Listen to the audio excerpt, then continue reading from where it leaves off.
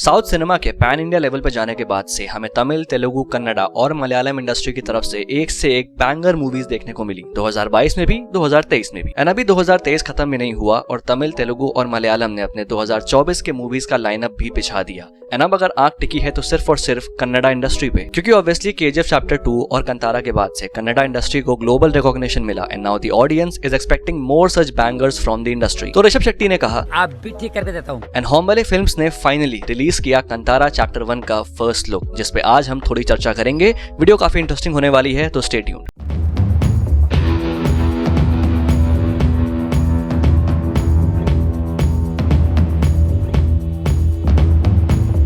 कंतारा की massive success के बाद से ऋषभ शेट्टी ने कहा कि वो कंतारा के एक प्रीक्वल पे वर्क कर रहे हैं and that is what Kantara chapter 1 is all about. जहां कंतारा मूवी ने हमें अपने डिवाइन वर्ल्ड से इंट्रोड्यूस करवाया, जहां हमने भूताकोला का ट्रेडिशन देखा और गुलिगा देवा और पंजुर्ली देवा की दिव्य शक्तियों को भी। वहीं कंतारा चैप्टर 1 इस डिवाइन वर्ल्ड को और भी ज्यादा डीपली एक्सप्लोर करेगी। टीजर का पहला सीन शुरू होता है कंतारा मूवी के एक सीन से, जहां शिवा जंगल में बोर का पीछा करते करते आता है एंड उसी स्पॉट पे पहुंच जाता है जहां उसके पिताजी गायब हुए थे। और फिर एक वॉइस ओवर आता है पंजुर्ली देवा का, जिसमें वो कहता है कि रोशनी में सब कुछ नजर आता है, पर ये रोशनी नहीं है, एक दृष्टि है, वो रोशनी जो अतीत और भविष्य दोनों को रोशन करती है। फिर इसके बाद लिख के आता है फ्रॉम द रीन ऑफ कडम्बास। तो अभी तक जो रूमर्स थे उसके अकॉर्डिंग यही था कि कंतारा का जो प्रीक्वल होगा वो शिवा के फादर की स्टोरी को एक्सप्लोर करेगा, बट ये जो लाइन लिख के आती है फ्रॉम द रीन ऑफ कडम्बास, इसको देख के साफ समझ आता है कि ये फिल्म अपनी स्टोरी को लेके टाइम में बहुत पीछे जाने वाली है, समवेयर अराउंड 300 BC। क्योंकि ये कडम्बास जो टर्म है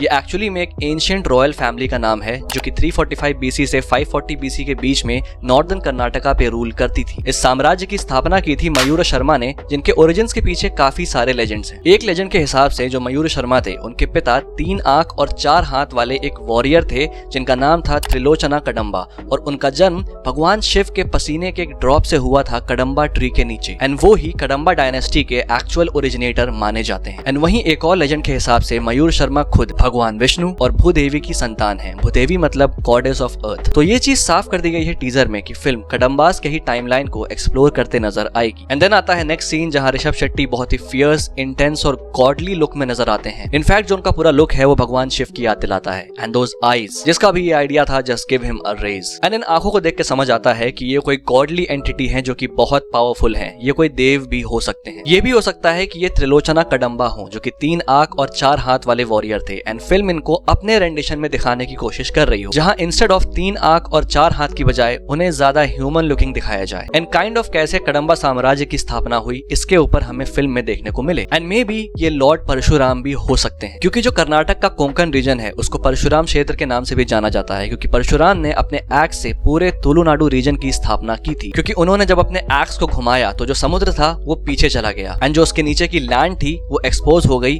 और नॉर्थ से साउथ तक एक्सटेंड कर गई, जिससे इवेंचुअली इस पूरे रीजन की स्थापना हुई। एंड हमें टीजर में तो नहीं दिखाया गया, बट हम पोस्टर में देख सकते हैं कि ऋषभ शेट्टी के हाथ में एक कुल्हाड़ी है जो कि काफी हद तक परशुराम के एक्स से सिमिलर है। एंड जो तुलुनाडु के एरियाज हैं, यहीं पे ये भूताकोला का ट्रेडिशन एग्जिस्ट करता है। एंड जो कडम्बा डायनेस्टी के रूलिंग एरियाज थे उसमें कोंकण रीजन भी आता है, या माइट बी इनका पंजुर्ली और गुलिगा देवा के ओरिजिन से कोई कनेक्शन हो, क्योंकि टीजर में भी लिख के आता है अ लेजेंड इज बॉर्न, और कंतारा में लेजेंड क्लियरली पंजुर्ली देवा और गुलिगा देवा ही हैं। तो अगर इस थ्योरी के हिसाब से जाएं तो ऋषभ शेट्टी का जो ये कैरेक्टर है ये पंजुर्ली देवा या गुलिगा देवा हो सकता है एंड हमें उनकी ओरिजिन स्टोरी इस मूवी में देखने को मिलेगी। एंड मोस्टली लोगों का कहना है कि ये गुलिगा देवा ही हैं, बिकॉज ये वॉरियर टाइप्स हैं, फियर्स हैं, बट मेरे हिसाब से ये पंजुर्ली देवा ही हैं। क्योंकि सबसे पहले तो इधर ऋषभ शेट्टी के गेटअप में उनके कान के दोनों तरफ दोनों दांत देखो, ये बोर की दांत की तरह हैं। एंड कंतारा मूवी में हमने देखा है कि गांव के लोग एक बोर की मूर्ति की पूजा करते हैं। एंड तुलुनाडु के माइथोस के हिसाब से ये बोर रिप्रेजेंट करता है पंजुर्ली देवा को, ना कि गुलिगा देवा को। एंड इसके पीछे भी अपने आप में एक पूरी ओरिजिन स्टोरी है, जिसके हिसाब से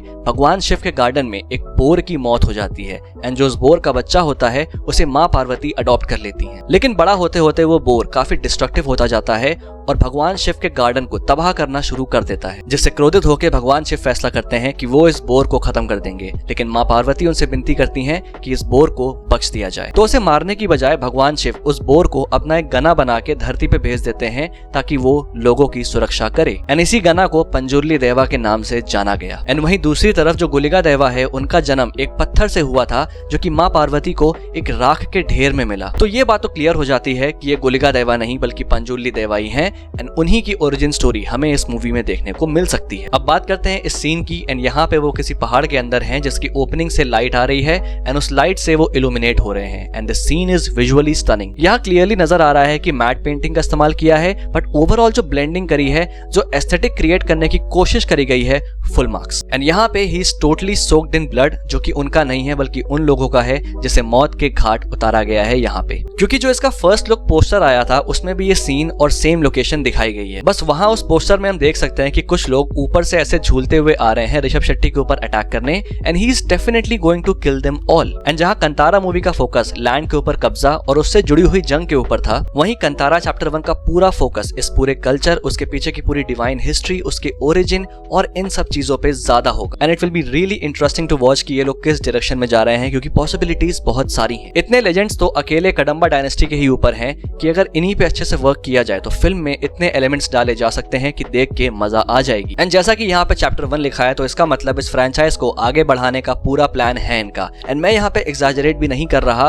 but Kantara franchise Indian cinema के लिए वो बन सकती है जो कि हॉलीवुड के लिए लॉर्ड ऑफ द रिंग्स है। एंड ये जो फर्स्ट लुक टीजर है और इसके पीछे की जो कहानी है, उसको देख के मेरे अंदर यही फीलिंग आती है। एंड ऑनेस्टली देख के अच्छा लगता है कि इंडियन कल्चर में छुपे हुए इतने सारे लेजेंड्स को कोई डायरेक्टर ढूंढ के उसे इस्तेमाल करना चाह रहा है, अपनी स्टोरी में प्रॉपर तरीके से प्रेजेंट करना चाह रहा है। बिकॉज अपने आप में हमारे इंडियन कल्चर और हिस्ट्री में इतनी सारी स्टोरीज छुपी हैं जिनका प्रॉपर तरीके से इस्तेमाल क्यों नहीं किया जाता है, मुझे अब तक समझ में नहीं आता। एक पूरा अनएक्सप्लोर्ड रेल्म है हमारे इंडियन कल्चर में जिसकी तरफ क्रिएटर्स और मूवी मेकर्स जाते ही नहीं, बट शुरुआत कहीं ना कहीं से तो होती है, तो साउथ सिनेमा ही सही। और मैं ऐसा भी नहीं कह रहा कि कंतारा पहला अटेम्प्ट है, बल्कि तमिल, तेलुगु, मलयालम इंडस्ट्रीज ने ऐसे अटेम्प्ट्स कई बार किए हैं, बट कंतारा चैप्टर 1 एक नेक्स्ट बड़ा स्टेप हो सकता है इसकी ओर। तो फिलहाल ये मेरा ब्रेकडाउन और एनालिसिस थी कंतारा चैप्टर 1 को लेके। बाकी तुम्हारे क्या थॉट्स हैं इस टीजर को लेके, तुम मुझे कमेंट बॉक्स में लिख के बता सकते हो। और अगर वीडियो पसंद आई तो वीडियो लाइक कर देना, और अगर पहली बार यहाँ पे आए हो तो चैनल को सब्सक्राइब करना मत भूलना ऐसी और वीडियोस के लिए। Till then, this is a pop culture net signing off. Will see you guys in the next video.